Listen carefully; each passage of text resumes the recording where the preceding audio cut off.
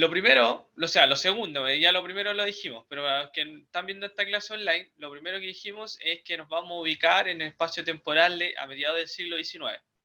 Lo segundo es que tienen que saber cuál es el contexto internacional, porque Chile no funciona de forma individual, siempre sigue una lógica de lo que está ocurriendo en el extranjero, lo que ocurre en el comercio internacional, automáticamente le va a afectar a nuestro país. Y esta no es la excepción.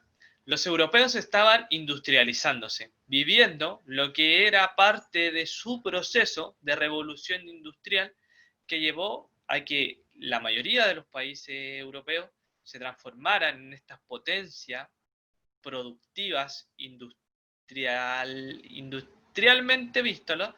Que nos lleva a que en Europa se agoten los recursos naturales. Porque así como hay recursos naturales en América, en Europa también habían. Lo que pasa es que en Europa, como les pegó primero el tema de la industrialización, lo sobreexplotaron. Entonces llega un momento en que desaparecen los recursos naturales. Y se le ocurre al europeo, ¿de dónde podemos sacar recursos naturales? A ver, ¿de dónde? Ustedes piensen como europeos. ¿De dónde podemos sacar recursos naturales si ya nuestro continente no los tiene?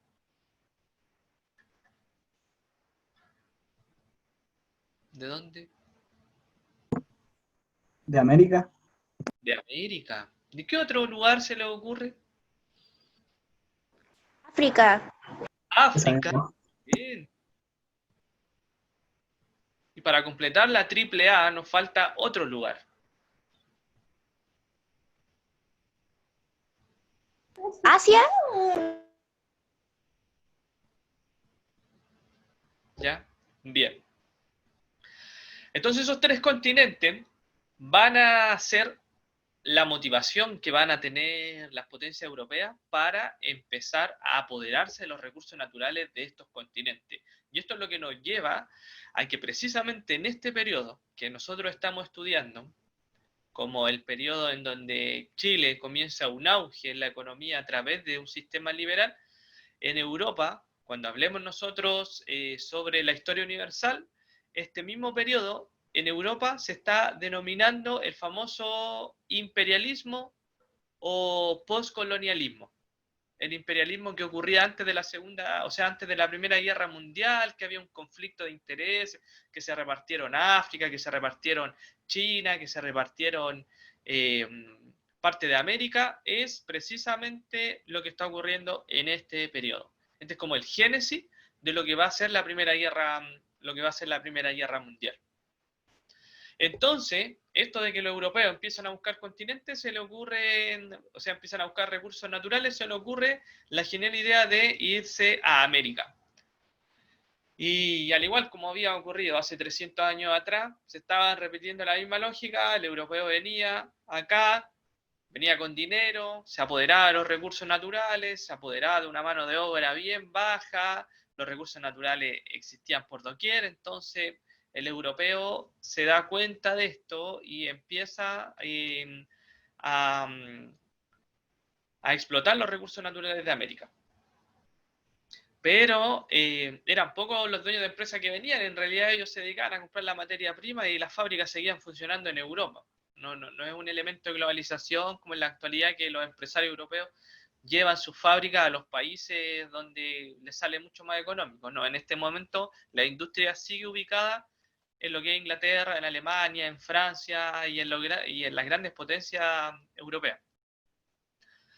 Y esto, de alguna forma, se va a entender como Chile empieza a depender, y en realidad América empieza a depender económicamente de países europeos, significa que lo que le ocurra al país europeo automáticamente le va a repercutir a nuestro país. Eso quiere decir que, por ejemplo, si Inglaterra, España, Francia, Alemania caían en una crisis económica, a Chile le iba a repercutir automáticamente eso. Y eso van a ser los famosos ciclos económicos que nosotros vamos a ir viendo y que van a aparecer a posterior. Tienen que saber ustedes que no siempre la economía va en alza, como habla ahí el PIB potencial, que está siempre así como hacia arriba. No, nosotros lo hemos comentado, lo dijimos en Mundo Global, eh, la economía siempre tiene ciclos económicos. Tu economía, la economía de la familia, la economía del país, la economía mundial, tiene procesos en donde, o sea, momentos en donde la economía está súper bien y momentos en donde la economía tiene una recesión, perdón, súper compleja. Entonces eso es lo que nosotros le llamamos ciclo económico, cuando nosotros estamos en la cima y cuando tocamos fondo. Cima, fondo. Esos son los ciclos económicos.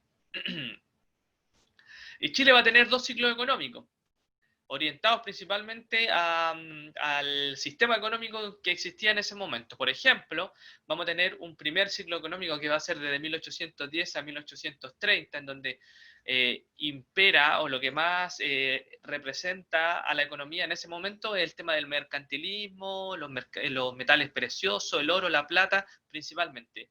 Pero después se va a sumar a este concepto de la minería otro elemento de exportación que va a ser la agricultura. Entonces, desde 1830 a 1879 va a existir el famoso ciclo agrominero.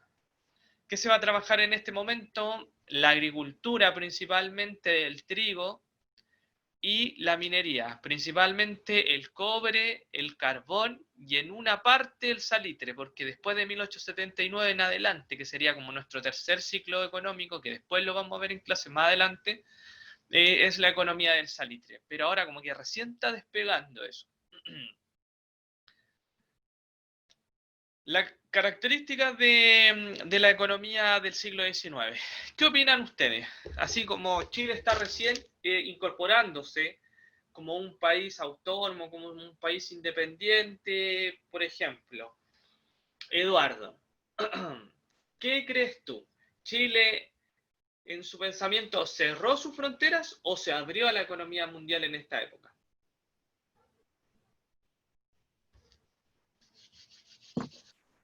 Yo creo que se abrió. ¿Ya? Bien, se abrió. Después vamos a ver las respuestas correctas. ¿Ya? Fabián,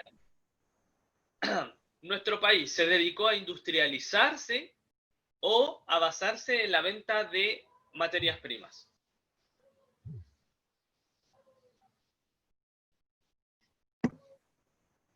Materias primas. ¿Ya? ¿Ya? Entonces usted dice que se abrió y que se generó la venta de materias primas. Sí. Y por otra parte, tercera pregunta, ¿quién se hacía cargo del control económico? ¿El Estado o los privados? El Estado. No. Esta es la respuesta de Eduardo. Vamos con Fabiana. Fabiana, ¿estás acá o no? Sí, profe, porque están haciendo 11, entonces estoy dispersa. Ya. Fabiana, en ese momento Chile, ¿cerró sus fronteras o abrió sus fronteras? En la economía del siglo XIX. Yo creo que abrir. Y la frontera, ¿cierto? Segunda pregunta, ¿se dedicó a industrializarse o a vender materias primas? Materias primas. Y por otra parte, ¿quién se hacía cargo del control económico, el Estado o los privados? Yo creo que los privados. Yo creo que los privados. Ahí hay una diferencia entre los dos. Cristóbal, ¿estás con nosotros? Sí, profe, sí estoy. Ya, Cristóbal, ¿qué opinas tú? ¿Se cerró la frontera o se abrió la frontera hacia la economía mundial? O sea, yo creo lo mismo que la Fabiana, pero igual lo que me hace más dudas es cuando se pregunta si es el Estado o los privados, porque igual en ese tiempo el Estado era más autoritario en ese tema, pero creo que es por los privados igual. Voy Ya, a dejarme ir por eso. vamos de a poco. Coincidieron todos en que precisamente la economía se abría, súper bien. El liberalismo nos dice que tiene que haber un crecimiento hacia afuera, que es completamente lo contrario a lo que vimos, por ejemplo, en comprensión histórica, que los tres están en comprensión histórica, que la economía hacia adentro, que cuando se preocupan solamente de lo que está ocurriendo en el país, no, acá en el liberalismo se preocupa de lo que está ocurriendo afuera y se preocupa de empezar a exportar, a exportar, a exportar. El crecimiento hacia afuera, por ejemplo, es lo que tenemos presente hoy en nuestro país. Segunda pregunta, la industrialización a la venta de materias primas, y lo dije antes de que nos fuéramos a estas preguntas, se iban a dedicar a exportar materias primas, el trigo, el carbón, el cobre, no se le olvide esos elementos. ¿Quién se hace cargo? Y acá es la pregunta que complica un poco. O sea, tiene razón Cristóbal cuando dice el Estado en este momento es súper autoritario. Entonces, como que lo ve desde un punto en que a lo mejor el Estado no va a dejar que otros se hagan cargo de la economía. Y en realidad hay una cuestión que es la posición del Estado en cuanto a acción política y la posición del Estado en cuanto a acción económica. Por ejemplo, Piñera es un presidente de orden y conceptos autoritarios, pero su economía es una economía liberal. Entonces, no se tienen que, ¿cómo se llama?, estipular como sinónimos cuando hablamos de un autoritarismo y que la economía sea cerrada. ¿Ya? No sé si me captan. Cuando hay un gobierno autoritario, generalmente ese gobierno autoritario va a ser de corte liberal, ¿no? Generalmente, lo digo. Hay excepciones, obviamente, hay excepciones. Pero en este caso, los conservadores son conservadores desde el punto de vista político, desde el punto de vista social, pero, como les comencé diciendo al principio de la clase, los conservadores desde el punto de vista económico son liberales. ¿Por qué? Porque adoptan el liberalismo. Exportación de materias primas, la segunda respuesta, y ahí tiene que ver o sea, doctrina económica liberal, que es los privados se hacen cargo de la economía. Por eso en la actualidad nosotros le llamamos un sistema neoliberal, un sistema en donde el Estado no se preocupa, sino que la labor de la empresa y la labor de la economía se deja en manos de los privados, y especialmente el mercado. Y el mercado es un elemento tangible o intangible que es controlado precisamente por los privados. Usted quiere obtener un cuaderno, va a tener que ir a comprarlo al mercado. Hay momentos en donde el Estado le entrega algún subsidio, algo, le entrega alguna ayuda, pero generalmente usted tiene, a través de su poder adquisitivo, tiene que ir comprando sus cosas. ¿Ya? En 1810, recordemos un poco que se termina el tema del monopolio comercial y se comienza, perdón, se comienza el tema del libre cambismo o el libre comercio con otros países. Y como reitero, la economía se va a orientar en estos dos elementos, sector agrícola, sector minero. Trabajábamos en ese tiempo con diferentes puertos, ¿ya? En California teníamos conexión directa con los mercados australianos, con el sector de Nueva Zelanda, con el mercado con el puerto del Callao en Perú, que era súper importante. Acuérdense que hay un conflicto bélico, que es el que yo les conversé sobre el tema de la guerra contra la Confederación, con ese puerto, pero no por eso no se va a dejar de comerciar con ellos. Aún así se sigue desarrollando ese mercado. Valparaíso de aquel periodo ya nos demuestra la gran cantidad de comercio ya en esa época. Entonces estamos hablando de mediados de 1850. Obviamente si lo comparamos con la envergadura de la economía nacional en la actualidad, es súper insignificante lo que estamos viendo, pero para la época es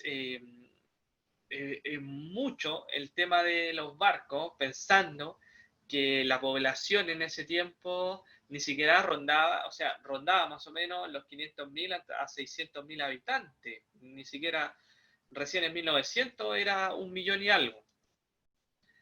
De alguna manera, la revolución industrial europea va a hacer que cada vez sean más los barcos transportistas, barcos a vapor, que empiecen a llegar al sector de Valparaíso, y el puerto de Valparaíso cada vez empieza a crecer. La ciudad de Valparaíso también se empieza a desarrollar precisamente por la gran cantidad de comercio constante que llegaba al sector. ¿Se han dado cuenta de alguna forma, se han dado cuenta alguna vez lo comercial que es la estación central? ¿Han ido alguna vez a la estación central o han mirado alguna foto de la estación central? Sí, ¿Se han dado cuenta que hay un comercio muy activo? sí, hasta en la Ya, vereda. exacto. Y eso sigue la lógica de que la estación central era la estación de trenes de Santiago. Una de todas, pero la que venía del sur llegaba precisamente a ese sector, era como la primera parada en Santiago. Y en torno a eso se va a crear un comercio, que es el actual barrio de Imex, ¿ya? Entonces, en Valparaíso pasa precisamente lo mismo, pero una lógica más desordenada. Por eso Valparaíso se empieza a poblar y su crecimiento urbano es completamente diferente a lo que es Santiago. El orden no es una característica de lo que es la ciudad de Valparaíso, y aparte que en Valparaíso se ve mucho la influencia extranjera, cosa que acá en Santiago no se ve tanto, no se ve tan plasmada. Cuando nosotros hablamos del desarrollo hacia afuera, en esta cita sale muy bien explicado, dice, entre la década de 1830 y 1870, la economía vivió en alas de lo que es el crecimiento hacia afuera, uno de los periodos más prósperos de su historia. La creciente exportación de recursos agrícolas y mineros, el cobre, la plata, y dentro de la agricultura estaba el concepto del trigo y lo que se hace del trigo, la harina, y la importación de manufacturas y capitales generaron una prolongada bonanza que, junto con estabilizar la situación interna del país, lo insertó definitivamente en el camino hacia la modernización capitalista. Una cita extraída de uno de los ensayos de PSU, ¿no? Siempre salen estos autores, Julio Pinto, Gabriel Salazar, son como la cartita segura dentro de lo que es la PSU de historia. La prueba de transición de historia, que en realidad es lo mismo. ¿Qué significa crecimiento hacia afuera? ¿Qué será, chiquillos, cuando uno dice el país está creciendo hacia afuera? Exportación, ¿o no? Bien, exportación, ¿ya? Súper bien. Y por otra parte, no solamente el tema de la exportación, sino también importación. ¿No? Que yo esté importando estos productos también significa que estoy en constante conexión con el mercado exterior. Eso también es como crecer hacia afuera, pero lo importante es lo que dijo Cristóbal, aumentar el tema de las exportaciones. ¿Qué productos y actividades se desarrollan en Chile durante este periodo? Y salen ahí entre paréntesis. Pues yo les decía antes, no se les puede olvidar, siempre se menciona esto, siempre se menciona el concepto del trigo, siempre aparece el cobre, siempre aparece la plata. ¿Cuáles son las ventajas, chiquillos, y las desventajas que trae el crecer hacia afuera? Yo creo que la ventaja es que en ese entonces hay como una mejora económica, ¿Ya? pero Bien. igual se crea como un encadenamiento a exportar, como pasa hoy en día, que se mantiene la economía principalmente en base a eso, y cuando son recursos no renovables en algún momento va a acabar. Ya, bien, bien. Lo primero que mencionaste, el tema de la dependencia, súper bien. Hay una dependencia económica con el país con el que se está comercializando. Y por otra parte, el tema de los recursos que se están trabajando. En Chile, por ejemplo, recursos naturales, precisamente no renovables. Esto quiere decir que en algún momento se van a agotar. ¿Qué va a hacer Chile ahí? Y ahí es la gran interrogante. Pues hay algunos que apuestan por el hecho o aportan la idea de que el país se tiene que industrializar para salir de alguna forma de esta perpetuidad que vamos a tener nosotros, como dice el compañero, de estar siempre exportando los recursos naturales y ponerse en el lugar de que en algún momento se van a acabar. Por eso es súper importante el tema de lo que estamos conversando nosotros en los ramos en las mañanas, con el tema del desarrollo sustentable, para ir generando proyecciones económicas. La fortaleza y debilidades del modelo chileno en esta época: primero, la fortaleza es que hay una alta demanda de los productos chilenos en el extranjero. El trigo y la harina se está demandando, pero así a grandes cantidades, desde Australia, por la fiebre de oro en Australia y por la fiebre de oro en California, en Estados Unidos, que en ese tiempo en realidad California todavía no pasaba a ser de Estados Unidos completamente. Esto de que haya una creciente demanda significa entonces que Chile, como uno de los únicos países junto con Perú que tenían este concepto del trigo y la harina, van a poder controlar los precios. Ya, mira, por ejemplo, en Australia están necesitando mucho el tema del trigo y nosotros somos los únicos que le podemos entregar trigo. Subámosle el precio, sí, subámosle el precio, pum, y los chilenos ahí le subían el precio al trigo y aún así los otros lo compraban. Entonces por eso se genera ese segundo punto que cuando se habla del tema de los altos y los buenos precios para el tema de las exportaciones. Y esto va a generar una bonanza económica que va a significar la estabilidad política que tanto se buscaba en todo este periodo. Y dentro de las debilidades está el concepto de la dependencia económica, que lo mencionó Cristóbal en la primera parte. Segundo, un elemento dentro de las debilidades de los elementos que deberíamos haber mencionado también es el concepto de que se le quita importancia al mercado interno. O sea, el productor nacional, al diablo el productor nacional, porque ahora yo estos productos que me estaba produciendo él acá internamente, yo los estoy trayendo del extranjero y me está saliendo más barato. Así que da lo mismo. Y pasa lo que ocurre hoy. Lo que ocurre hoy precisamente con el tema del productor nacional cuando empieza a competir con la producción internacional. Muchas veces no puede competir y tiene que desaparecer porque los productos importados me salen a veces mucho más económicos.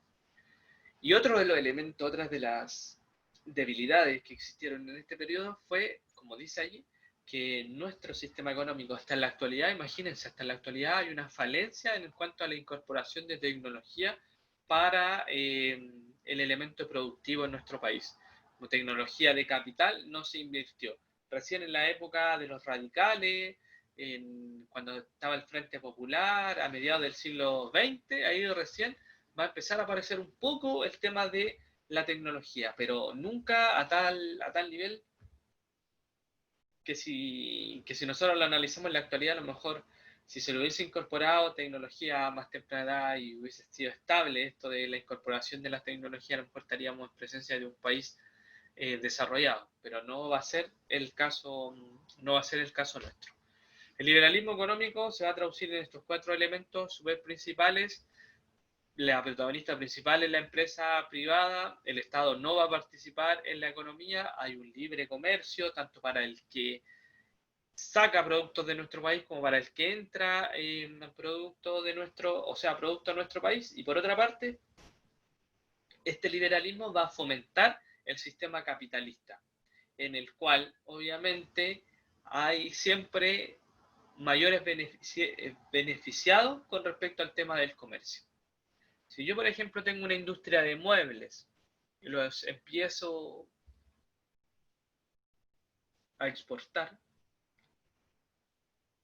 resulta que esta empresa, esta industria, tengo que tener trabajadores. Al trabajador le voy a pagar lo menos posible. Tienen que tomar harta atención acá. Le voy a pagar lo menos posible al trabajador para yo maximizar mi renta. Porque la ganancia de esa silla que está produciendo, por ejemplo, el trabajador, la ganancia es para mí, yo le voy a pagar un porcentaje minúsculo. Pero la mayoría de las ganancias se van a generar para el capitalista industrial. Y acá cuando se empiezan a enriquecer, y se empiezan a enriquecer, y se empiezan a enriquecer, y se empiezan a enriquecer. Cada vez más. De hecho, aparecen unas nuevas clases sociales, que es lo que vamos a ir comentando más rato. Habíamos hablado sobre... Habíamos hablado sobre Rengifo. Hablé yo en la clase antepenúltima.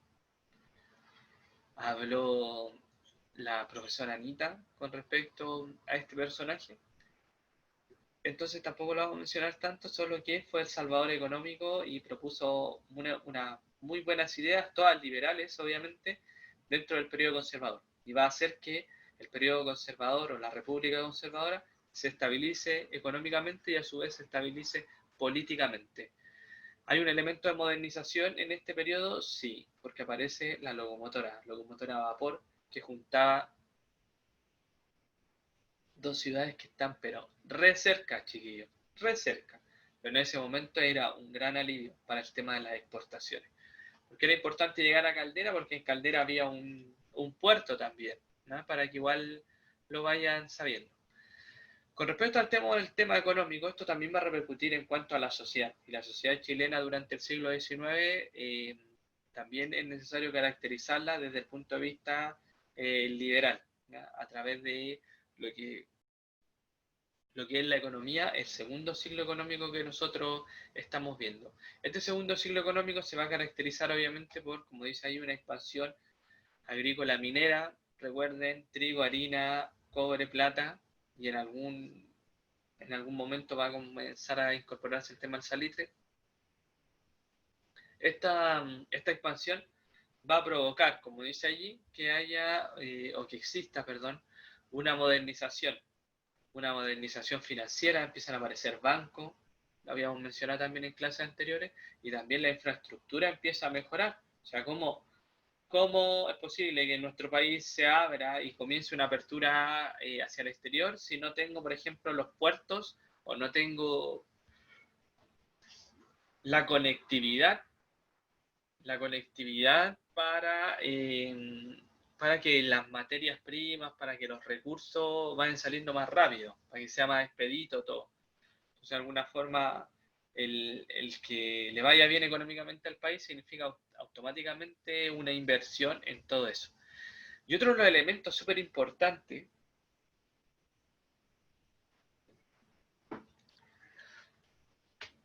es que a partir de esto empiezan a aparecer nuevas clases sociales, una nueva clase social que tenía un campo y le dicen, oye, compadre, ¿por qué no te pones a cultivar trigo? Te va a ir bien, se necesita el trigo en el mundo. Y el hombre se ponía a cultivar trigo. Y resulta que efectivamente le iba bien, súper bien, muy bien. Le iba tan bien que se compraba más tierra y así. Le iba tan bien, que después dejaba a sus trabajadores y él se compraba una casa en Santiago.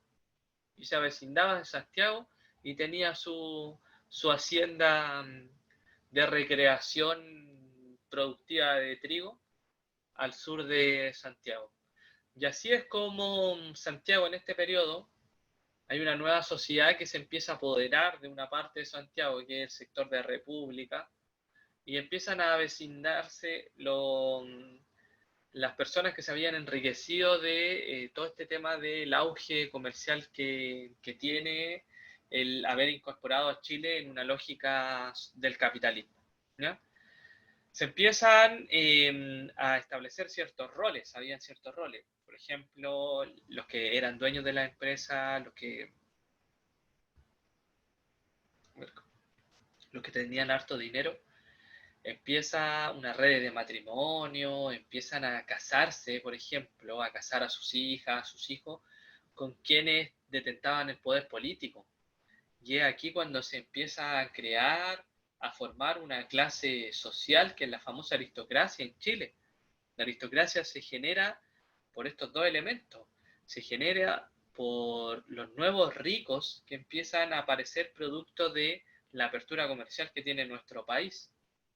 Y estos nuevos ricos no seguían siendo más ricos si es que no controlaban también la esfera política. Y es por eso que no sé, el caballero X que viene del sur y tiene una hija, esa hija, por medio del matrimonio, por medio de una alianza, la va a casar con un político de renombre. Y acá nosotros vamos a tener que en este periodo, mitad del siglo XVIII hasta a inicio del siglo XIX, tenemos una mezcla súper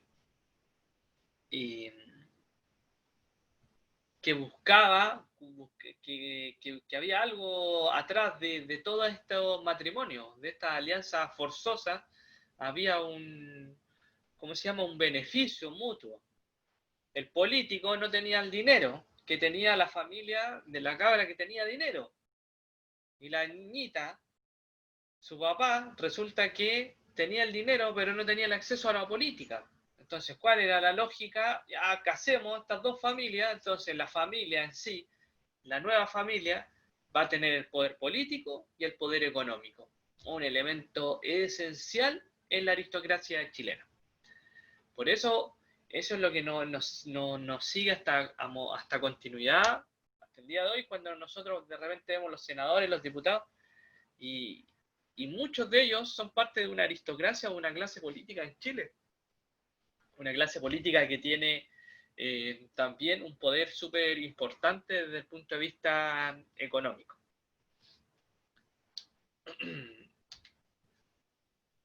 Sigamos con esto. Las características de la élite tradicional.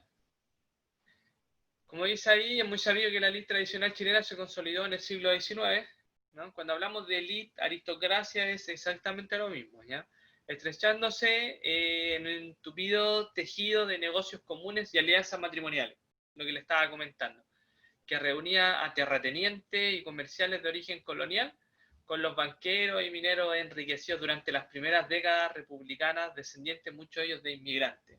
Y ahí es como se empieza a mezclar siempre con el tema del beneficio, el beneficio. Ya yo voy a dar a mi hija para casarse, pero tú me tienes que pagar algo porque yo te voy a entregar a una hija mía. La famosa dote. La famosa dote. En Chile la clase dirigente tradicional, a diferencia de los otros países latinoamericanos, y esto es súper importante porque es una característica individual de nuestro país, posee un carácter centralizado. Esto quiere decir que la mayor parte de las riquezas se van a ubicar en Santiago. Y son tantas las riquezas que se generan en Santiago, y Santiago es tan centralista que la gente rica de las regiones no es tan rica como la gente que vive en Santiago. Entonces, por eso los de regiones van a empezar a migrar a la ciudad para alcanzar ese control político que también siempre querían. Algunas imágenes de lo que estamos hablando de un Chile a mediados del siglo XIX, ¿no? El tema de los paseos a la playa era parte de, pero el baño en la playa todavía no se generaba. Las playas más comunes en esta época era lo más cercano a Santiago, que era Cartagena y San Antonio, ¿no? Y el sector de Valparaíso quedaba un poquito más alejado, pero igual era bien recurrido el tema de la playa de las Torpederas. Era conocido el tema de lo que son los famosos palacios en este periodo, siempre imitando la lógica francesa, la lógica inglesa, porque ustedes siempre tienen que saber que Chile, en cuanto a moda, en cuanto a arquitectura, infraestructura, nunca fue autónomo, ni visionario, ni creó sus propios elementos, sino que siempre eran elementos copiados. Un caso, la familia Errázuriz, familiares de un futuro presidente, súper importante. Imagínense, tanto era el dinero que tenían ellos que tenían sus propias casas o habitaciones en Europa, ¿no? No les bastaba solamente con controlar gran parte de los negocios acá en Chile, con tener fondos, tener negocios, o sea, tener casas en Santiago, sino que muchas de estas familias se iban a vivir al extranjero. De hecho, Amalia Errázuriz, a los 11 años ya la habían enviado a Europa para estudiar. Entonces, es una lógica de lo que estaba ocurriendo en esa época, las tertulias, el tema de las reuniones, cuando nosotros nos muestran así en películas cómo se vestía la gente del siglo XIX, es precisamente lo que vemos acá en esta imagen, ¿ya?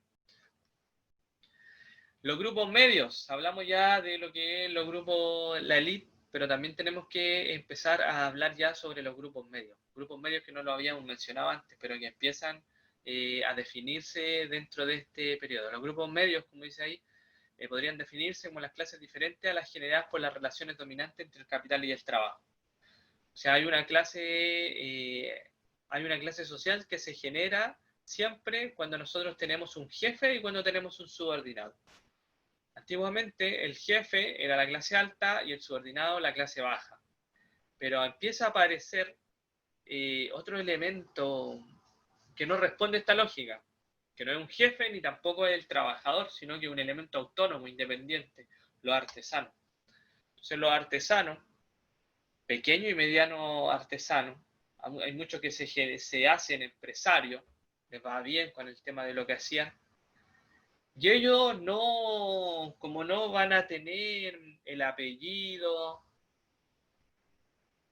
como no van a tener una familia un antepasado conocido, pasan a ser parte, o sea, a ser parte de esto que es un estrato medio, que no se puede calificarse, ni como estrato bajo ni como estrato alto. Tiene dinero, entonces no es pobre, pero no tiene tanto dinero como la elite. Entonces, ya, este sector medio. Dentro de este sector medio se van a ubicar la gente que participaba en el tema del trabajo y la gente que... o sea, los funcionarios que trabajaban en el tema estatal y privado, ellos van a ser los que son parte de esta clase media. La famosa burocracia estatal, los cargos públicos, también conocidos. Entonces ellos van a ser los que van a ser la clase media en ese momento.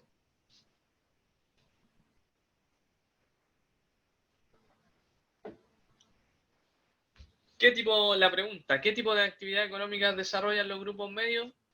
Actividades netamente que tienen que ver con el tema artesanal, alguna explotación de algunos recursos naturales, el comercio, se generaba mucho ellos, tenían puestos libres de venta de diferentes productos, y por otra parte también participaban en la política como ayudantes de diputados, secretarios del senador, y dice ahí, ¿por qué se califica a esta clase media como una clase asalariada no productiva? ¿Por qué se dice que hay una parte de esta clase media que es una clase asalariada y no productiva, que es precisamente el tema de la burocracia o los puestos políticos?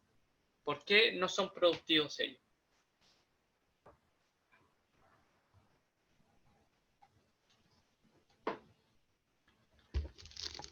Pregunta, Eduardo, Fabiana. Porque no producían como la clase baja o no, o sea, no generaban el trabajo que necesitaban los ricos, por ejemplo. Estaban en el término medio, no trabajaban como para ellos. Exacto,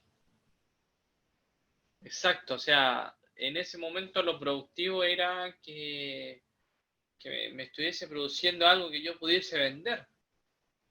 Pero este oficinista, esta persona que trabajaba en algún aparato público o estatal, no me producía nada más que un bien o un servicio, y eso no es productivo.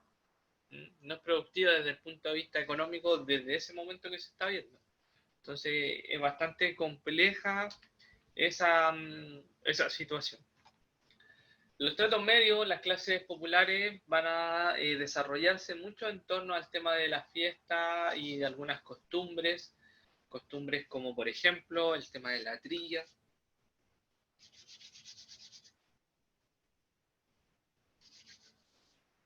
Eso es algo representativo de una familia de bajos recursos. ¿Cómo ustedes podrían evidenciar lo que les estoy diciendo yo? Una familia de bajos recursos. ¿Ocupan zapatos? Hay algunos que están descalzos, bien. La ropa de obrero si se puede decir, el papá de la familia. Bien. Piense que en ese periodo, sacarse una foto en el siglo XIX, era un elemento súper importante para la familia. De hecho, las familias se vestían con sus mejores trajes para que se les sacase una foto. Y eso es lo que nosotros estamos viendo. La mejor facha de esa familia. Entonces, para que de alguna forma nos quede demostrado lo precario que era la situación y la compleja desigualdad que se generaba ya en un Chile que llevaba 40, 50 años de vida independiente, se estaba generando eso. Podríamos hablar del tema de la cantidad de hijos también que había, por el tema de que no existía el tema de los métodos anticonceptivos, el tema de la infraestructura a las espaldas de ellos, una muralla mal hecha de adobe, el tema de la gente descalza. Entonces, un elemento súper importante es que nosotros podamos darnos cuenta de que el elemento de la pobreza, las desigualdades, es un elemento que ha sido continuo durante el desarrollo de nuestro Estado y de nuestro país. A principios de 1900, finales de 1800, existía el tema de este tipo de viviendas, ¿no? Viviendas que hoy le llamamos el tema de los campamentos, existían ya en esa época. En realidad acá sale una definición de lo que es la aristocracia, porque la aristocracia, en el sentido estricto, habla sobre el gobierno de unos pocos, pero la aristocracia va a ser entendida en la otra lógica cuando se habla del gobierno de los ricos. Y el gobierno de los ricos, se estipulaba como la famosa plutocracia. Por eso, de repente ustedes la prueba les puede aparecer como una aristocracia, como una oligarquía o como también una plutocracia. Y los tres elementos hablan de la misma clase social, quienes detentan poder económico y quienes detentan el poder político. Entonces, es súper esencial que ustedes lo tengan en consideración. Cuando la profe Anita y yo, perdón, hablemos sobre el tema de la élite, de la aristocracia o de la plutocracia, es exactamente lo mismo. Importante la situación, cómo veían los políticos a esta sociedad que estamos hablando y que estamos representando hoy. Vicuña Maquena, el famoso Vicuña Maquena, un liberal que había participado en la revolución en 1851, 1859, un personaje histórico en la historia de nuestro país. Súper contradictorio la imagen que se crea de Vicuña Maquena con lo que en realidad representa sus discursos y sus escritos.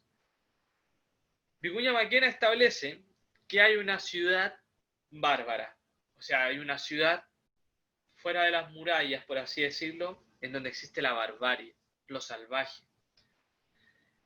insertada en la culta capital de Chile, o sea, en la ciudad de Santiago tenemos dos divisiones, dos ciudades, que tienen la misma área, están divididas de uno, pero que es contraria a lo que es la ciudad ilustrada de el Santiago capitalino y Santiago del río Mapocho hacia el sur.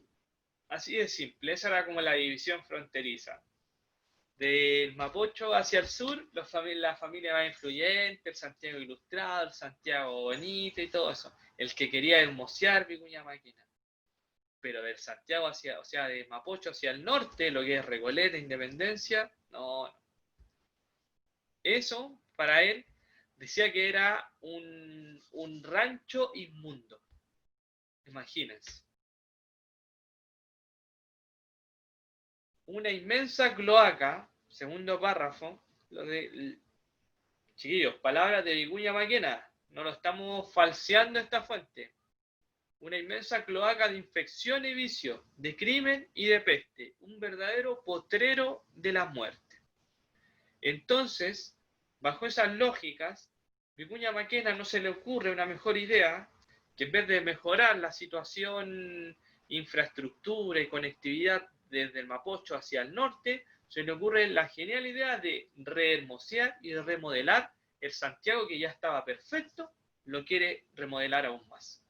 Y eso nos representa la figura, cuando yo les digo, oye, si nombramos a Vicuña Maquena como un liberal, como un político influyente en el siglo XIX, lo nombramos y lo mencionamos precisamente porque la historia de Chile antiguamente lo retrataba como un personaje histórico, alguien ad hoc, genial.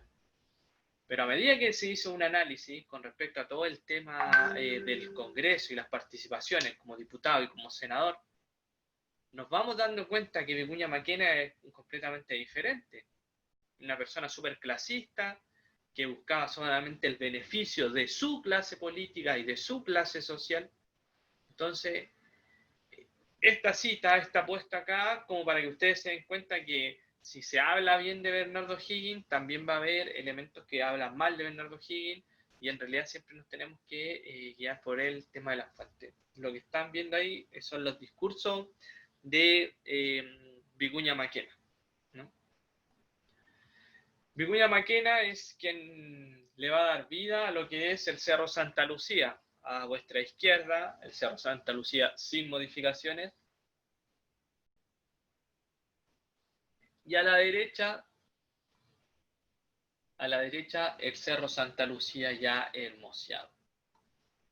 Gran cantidad de árboles, harto mármol. ¿Han ido ustedes al Cerro Santa Lucía? Sí, Ya por eso lo hizo Vicuña Maquena. Hay hasta un castillo en la cúspide. Cuando yo hablo de Santiago, de dos Santiago, entendido. Santiago fundacional, Santiago colonial, Santiago de los ricos. Entre más cerca estoy yo de la plaza de armas, mayor va a ser mi poder económico y mi influencia.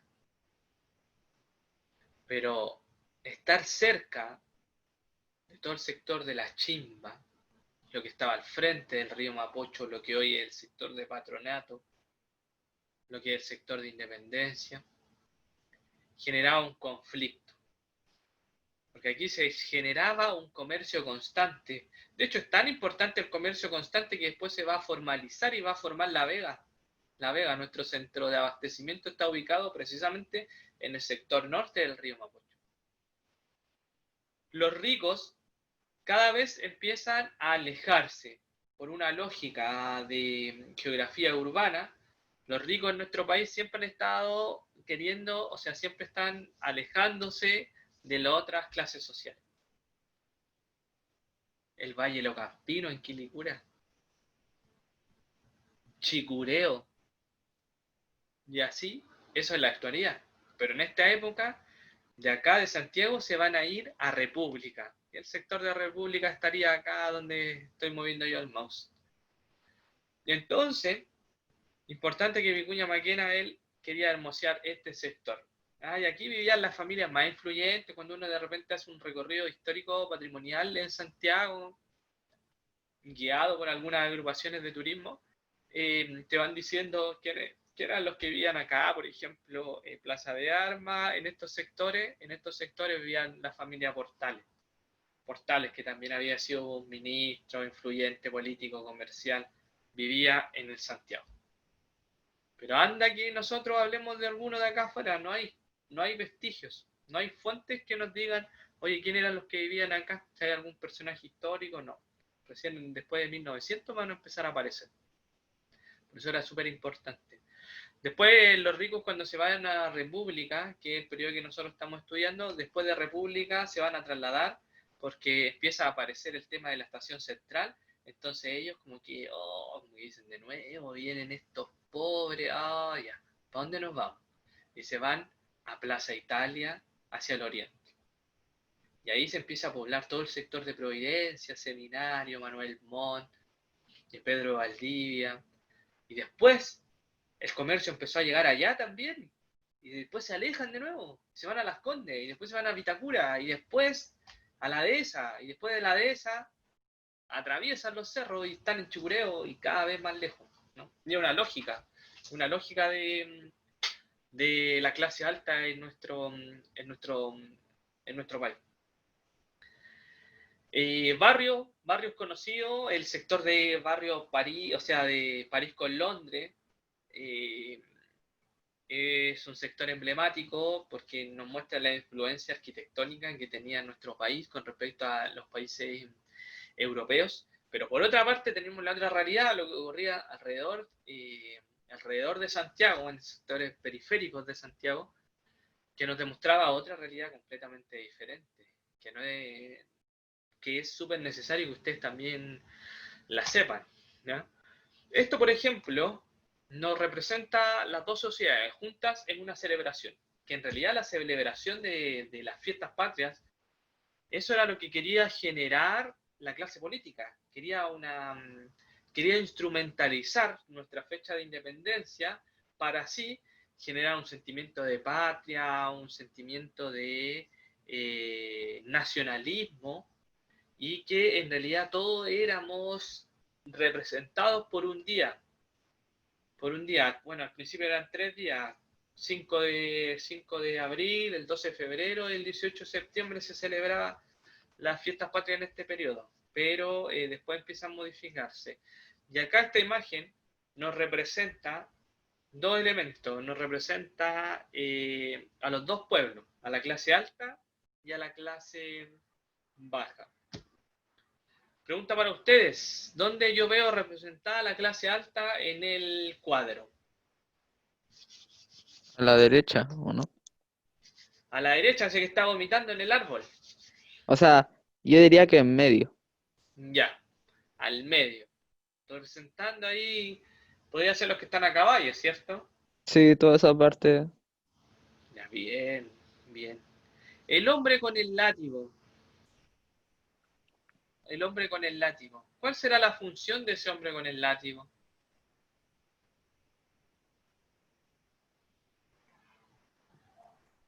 Dominar ¿Dominar a quién? a, no sé, lo más pobre. Ya. Es súper importante eso. Independiente que se juntaran en una celebración. Porque pasa hoy, pasaba en ese tiempo. O sea, nosotros tenemos que el 18 de septiembre es conmemorado, festejado, celebrado por toda la población, pero separados. En ese tiempo, la separación la generaba la seguridad, el ejército. El ejército tenía que ir a esos sectores y protegía a los ricos para que no se relacionaran, para que no se vieran afectados si es que había algún conflicto con la clase, con los sectores medios y las clases pobres. El pobre daba lo mismo. De hecho, sale pisoteado ahí por el mismo carretón. Sale arrastrado por una persona del ejército. Entonces, el pobre daba lo mismo. Al que tenemos que cuidar, el ejército. Imagínense, el ejército de Chile no está cuidando al más desvalido, está cuidando al que tiene más dinero. ¿Elemento de continuidad en la actualidad o no? Sigue igual. ¿Ya? Es súper compleja esa analogía también de hacer un análisis de lo que ocurre en ese tiempo y de lo que ocurre en esta época, ¿no? Para que sepan que el que los carabineros, por ejemplo, resguarden más al privado, a los que tienen más dinero, por una cuestión continua, ¿ya? Un elemento que está incorporado en la matriz ideológica y mental de nuestro país con respecto al tema de las ramas del ejército. ¿Ah? Se me repitió. Espérenme.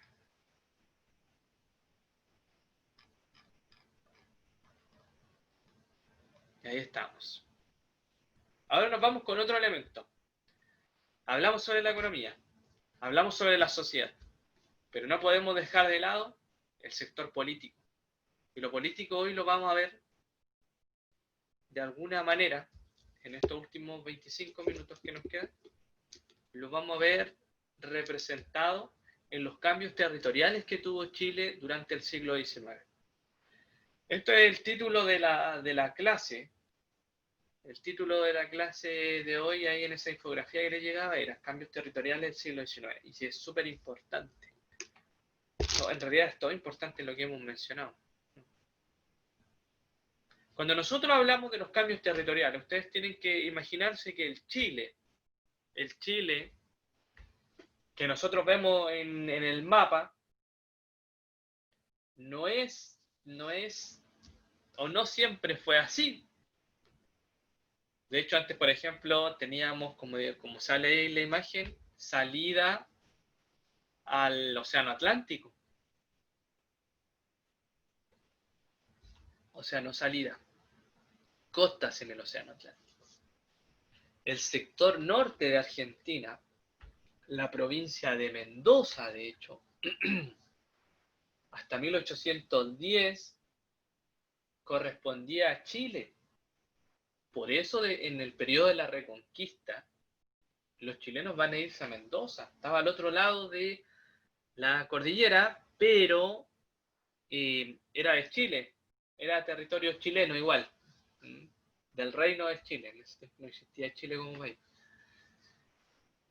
Y así nosotros vamos a tener que, por ejemplo, Chile comenzaba en la tercera región, desde el desierto de Atacama hacia el sur, que la región de Antofagasta, la región de Tarapacá y Arica, no le pertenecían, o que en algún momento la región de Tacna sí le perteneció a Chile.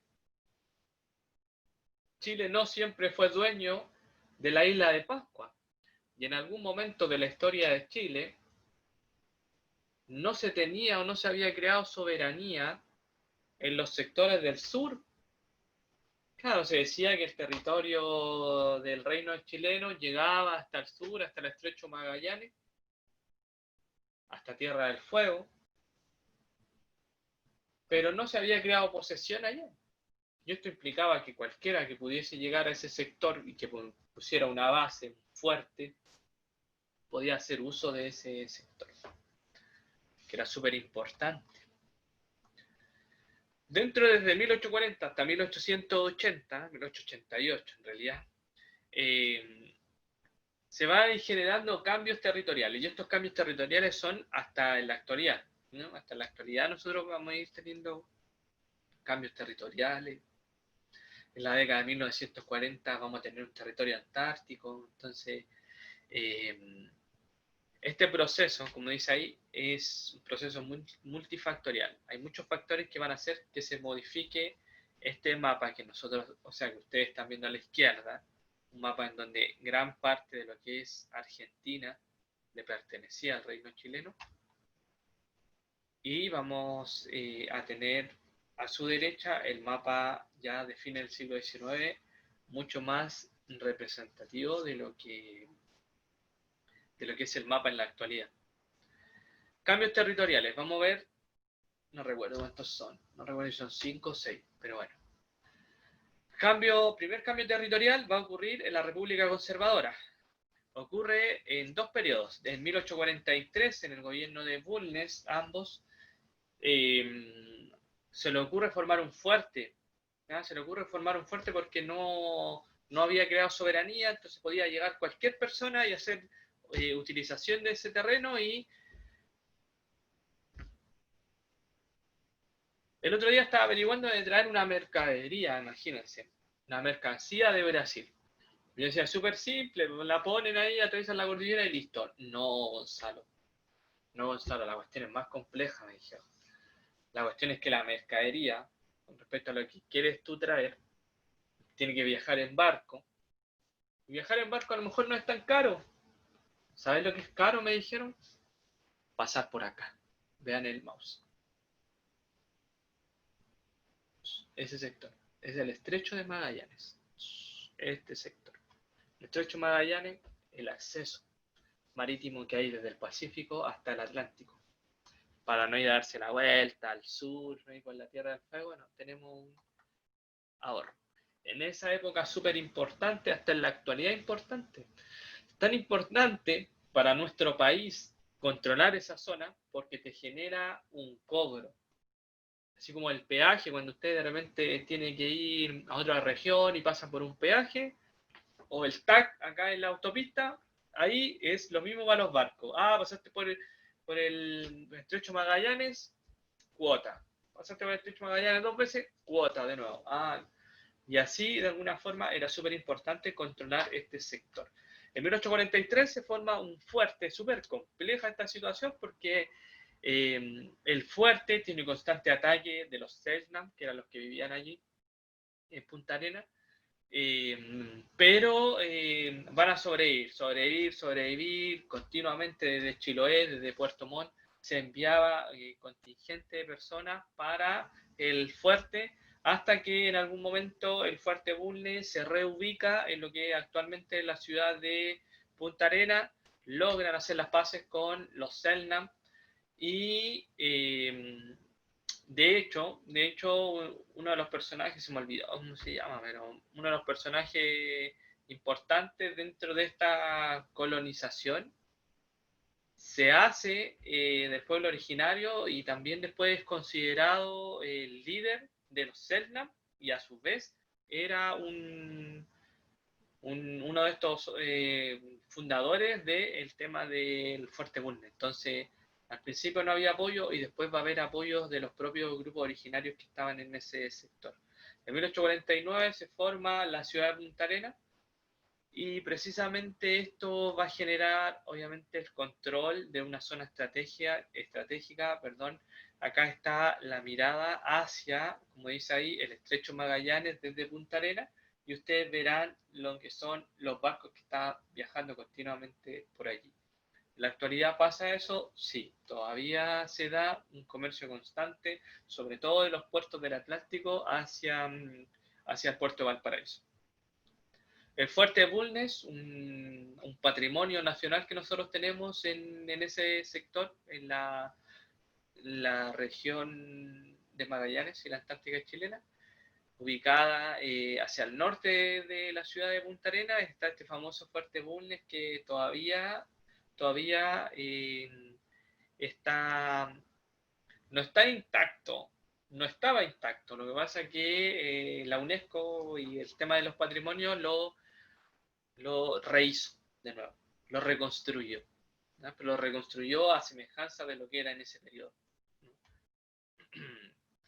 Segundo, cambio territorial. La colonización alemana de Yanquihue. Habíamos mencionado cuando yo les pasé los temas de los conservadores, yo les dije, oye chiquillos, hay un proceso de inmigración alemana a cargo de Philip y Vicente Pérez Rosales y se encargan de traer alemanes a todos esos sectores, a todos los sectores que salen ahí con destacador.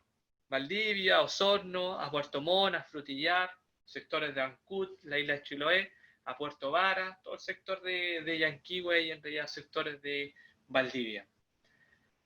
Y se traen los colonos alemanes porque se creía primero que eran buenos para la pega y porque también representaban que los alemanes eran como una grande potencia europea y también por el tema que les dije yo. ¿Se acuerdan por qué también les trajeron a alemanes acá o no? ¿Era mejorar la raza o no? Sí, bien Cristóbal. Quedan más enganchados, ¿no? Según la lógica esta europea que tiene el ciudadano chileno de repente, porque es rubio, de ojos azules, ya, miren, imagínense que hasta el día de hoy prevalece eso, en esa época era mucho. Entonces querían que eliminar de alguna forma los rasgos americanos, indígenas, y establecer rasgos europeos.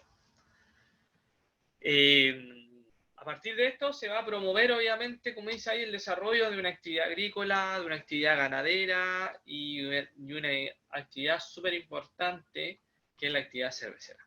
¿No? Cervecera. Y ahí nosotros tenemos dos imágenes. ¿Alguien conoce Valdivia? No, pero me gustaría ir. Dicen que es bonito. Sí, es súper Yo lindo. tampoco. ¿Ya? Pero tranquilos. Después cuando sean profesionales van a poder viajar. De hecho, yo, imagínense, conocí recién este año, antes del COVID, conocí Puerto Montt. Recién este año. Recién este año. Y un lugar que como que todos conocen, pero yo no lo conocía. ¿No? Este es el sector de Puerto... no, miento, no es Puerto Montt, esto es Ancud. ¿Ya? Ancud y Valdivia. Este es el famoso río Calle. es el sector de Valdivia y ese es el comedor, el mercado de Valdivia. Y aquí se ponen, toda la gente que sale a pescar, se pone ahí a vender sus productos durante todo el día. Uno de los elementos principales dentro cuando se hace turismo ahí en el sector de Valdivia y su isla cercana es el tema de la industria cervecera y la industria así como por excelencia de allí de la ¿cómo se llama? De la zona es la cerveza Kuzman. Tercer cambio territorial es la Guerra del Pacífico. Y la Guerra del Pacífico es un tema súper importante, que va a ser un proceso bélico que va a significar la anexión de las regiones que salen acá. La región de Antofagasta, ¿no? La región de Antofagasta, que era lo que le pertenecía a Bolivia, por eso Bolivia está con el tema de siempre buscar una salida soberana al mar, y era porque antes la tenía. Por eso tiene marina, que de repente como que los molestan y la gente se ríe porque todavía tiene una marina. Cuando hace el tema de la parada militar en Bolivia, todavía tiene un ejército de la marina y todo. Dicen, no, aquí si no tienes mar. Ya era porque es por una cuestión de tradición, porque antes sí lo tenía. Y por otra parte, las regiones del norte, que es la actual región de Tarapacá y la actual región de Arica y Parinacota, le pertenecían a Perú. Y estos dos terrenos se van a anexar en la Guerra del Pacífico, una guerra que Chile va a salir victorioso. ¿Cuál era la importancia de este sector? Era el salitre. El salitre. Si no hubiese habido salitre acá, no hubiese pasado esto. Y otra cosa de la que va a motivar que Chile se como que ponga los ojos en estos sectores del norte y que no lo dice la historiografía tradicional, pero la lógica económica nos lleva a pensar que pudo haber sido una de las razones, es que el trigo, que era el recurso por excelencia que habíamos mencionado anteriormente, cae. Se acaba como recurso mineral, se acaba el oro en California, se acaba el oro en Australia, y estos cabros ya, todos los que trabajaban en el trigo se quedan sin poder comercializar. Pero como habían hecho influencia con los políticos y habían casado a sus hijas con todos los políticos y en realidad ahora era lo mismo, el que tenía tierra, o sea, el que trabajaba el trigo y el que maneja la política están conectados de alguna forma, se le ocurre la genial idea a todos estos hacendados decir, oye, pero ¿y si nos vamos a trabajar al norte? Y se fueron a trabajar al norte, a hacer salitrera. Pero Inglaterra, supervisionario, iba un paso más adelante y en realidad los ingleses se habían apoderado ya de todo el salitre en Chile. Entonces era es súper chistoso lo que ocurre a partir de la Guerra del Pacífico. O sea, Chile busca ampliar su economía, mejorar su economía, porque estaba cayendo en una crisis porque ya nadie le compraba trigo. Entonces se le ocurre la idea de trabajar con el tema del salitre. Pero cuando llega al tema del salitre, el liberalismo estaba en su punto más álgido y resulta que a los políticos se les ocurre la idea y dicen, no, mira, ya tenemos el salitre, pero no queremos ser el dueño del salitre. Queremos que lo manejen los privados. Entonces ahí obviamente todo pasa a manos de los privados y principalmente los ingleses controlan la economía a nivel de estas regiones, ¿no? La guerra entonces del Pacífico es un producto bélico que va a enfrentar a Chile con la alianza de Perú y Bolivia. Comienza en el año 73, en el año 79, en el gobierno de Aníbal Pinto, y termina en el año 83-84 aproximadamente con el gobierno de Domingo Santa María, que era el que había hecho las leyes laicas que pasaron ustedes con la profe. Una zona rica en salitre, ¿ya? Rica en salitre. ¿Para qué se ocupa el salitre? ¿Saben ustedes? No me acuerdo mucho, era fertilizante, creo, también. ¿Ya? Fertilizante y qué más. ¿Bombas o no? Pólvora, ¿o no se generaba para esas cosas? ¿Ya? Los dos bien.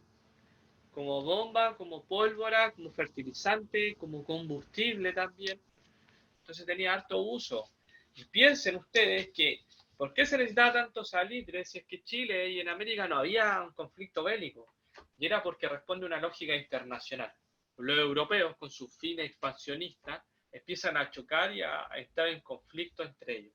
Y en este periodo precisamente entran en lo que en Europa se le llama la famosa paz armada, que es un periodo pre-Primera Guerra Mundial, en el cual los europeos sabían que en algún momento se iban a enfrentar, sabían que en algún momento iba a quedar así como ¡pum!, la escoba en Europa, que eso se iba a transformar como en un polvorín. Lo que no sabían era cuándo. Pero entonces, para anticiparse a eso, los ingleses, los alemanes, los franceses, todos en realidad se estaban preparando para la batalla.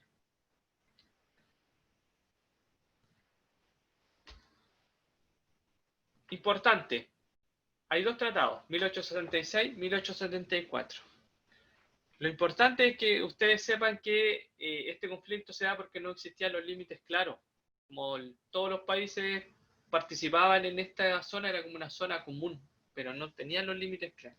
Entonces dice, el límite entre Chile y Bolivia era el paralelo 24, que sale allí, ¿ya? Paralelo 24.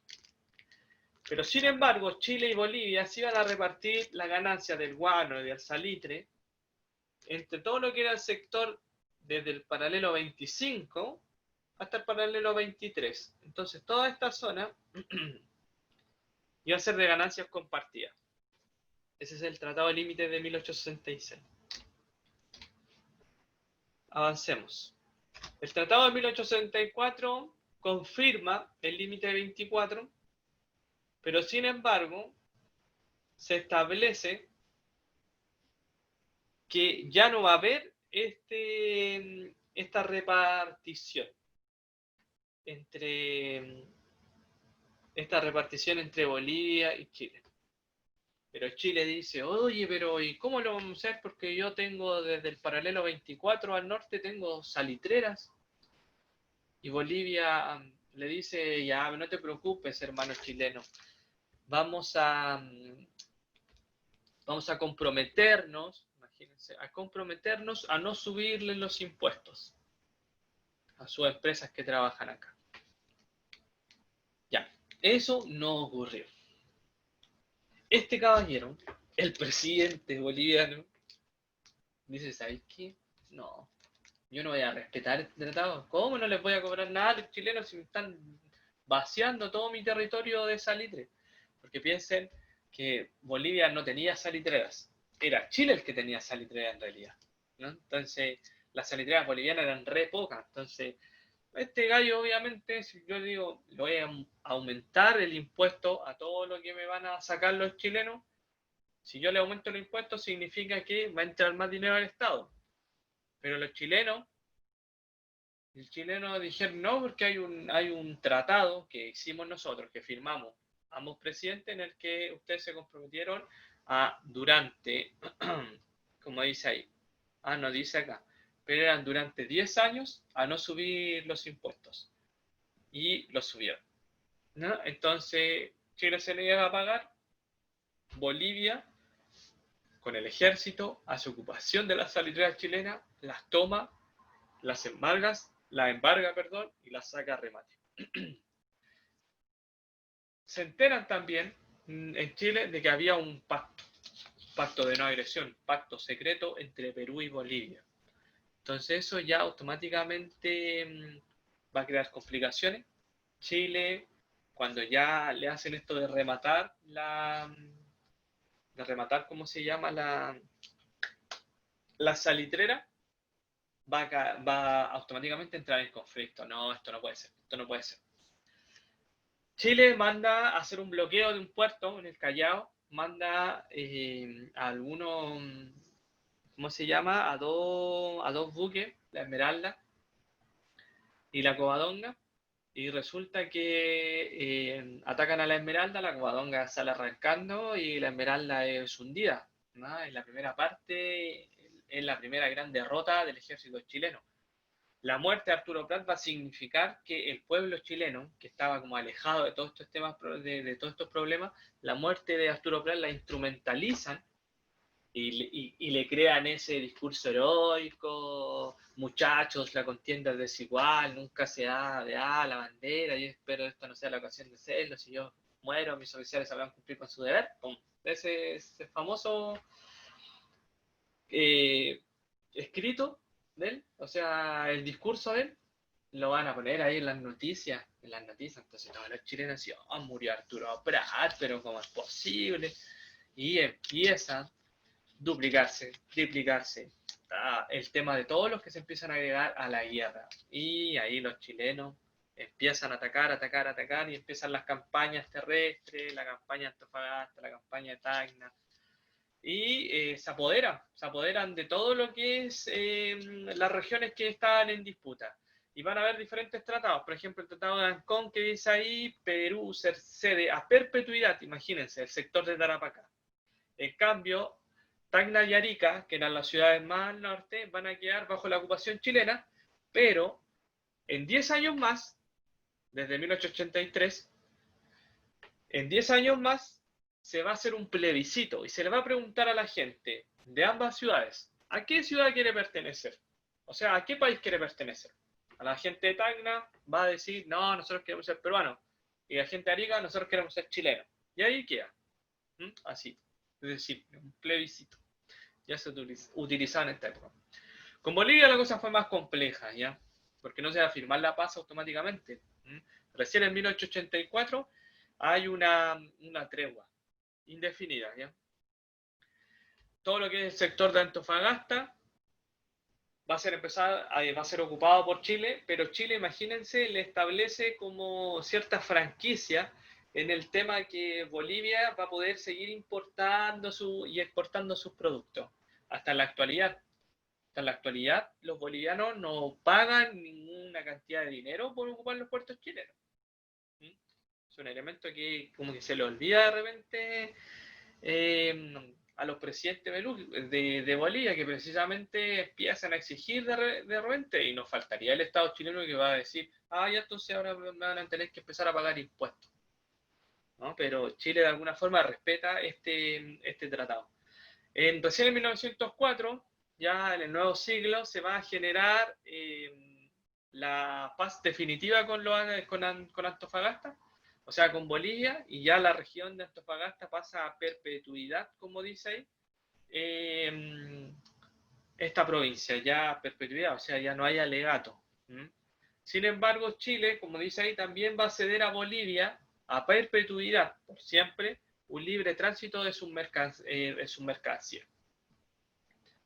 En 1929 se hace el Tratado de Límite y ahí recién, habían pasado más de 10 años, desde 1883, recién se da cuenta y se llega a ¿cómo se llama? No corroborarse como resultado, ¿verdad? Se llega al resultado de que Arica va a ser de Chile y Tacna de Perú. Por Arica, Chile le tuvo que pagar, como dice ahí, una indemnización de $6 millones y se va a trazar un límite de 10 kilómetros al norte del ferrocarril que unía Arica con La Paz, llamada la famosa línea de la Concordia, que es la línea divisoria de hoy entre Chile y Perú. Las consecuencias de la Guerra del Pacífico, obviamente Chile va a ampliar sus terrenos en lo que es la actual 15ª región, que es Arica y Parinacota, la región primera, que es Tarapacá, y la región segunda, que es Antofagasta. Se va a constituir Chile, como se va a adueñar de todo, como el productor principal del salitre natural, y el país obviamente cada vez se va a tornar mucho más minero, va a dejar el tema de la agricultura y se va a enfocar solamente en la minería del salitre. Y el país obviamente había ganado la guerra contra la Confederación, había ganado la guerra contra España y había ganado ahora la guerra del Pacífico, entonces ya ese es el ejército chileno que nunca ha sido derrotado y todo eso es verdad. Ahí queda explícito. En 3 conflictos bélicos, los 3 conflictos hacen que Chile quede convertido como en una potencia militar. Creo que estamos en la hora. Sí. Esta segunda parte la van a ver con la profe Anita. junto con el tema de la Guerra Civil de 1891 y el inicio al periodo parlamentario. ¿Ya? Me pueden ya pedir la información, me mandan un correo, recuerden, si no se los contesto hoy, se los voy a contestar mañana, para ya enviar la información. La información con respecto al tema de la economía, la información de la próxima clase y el ensayo. Son 40 preguntas por si acaso este ensayo, ¿ya? Porque acumuló 2 clases.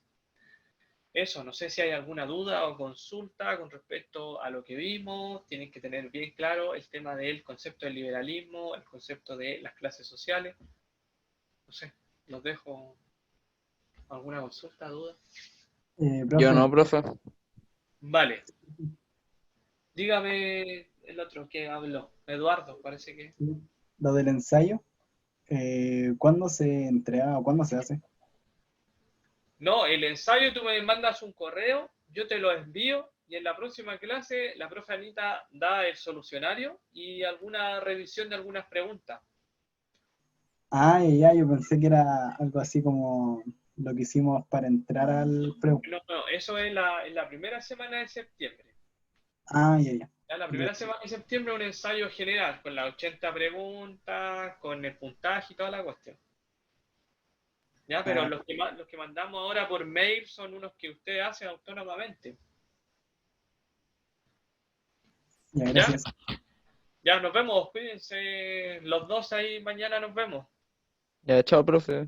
Ya vaya bien, cuídense harto. Igual. Chaito.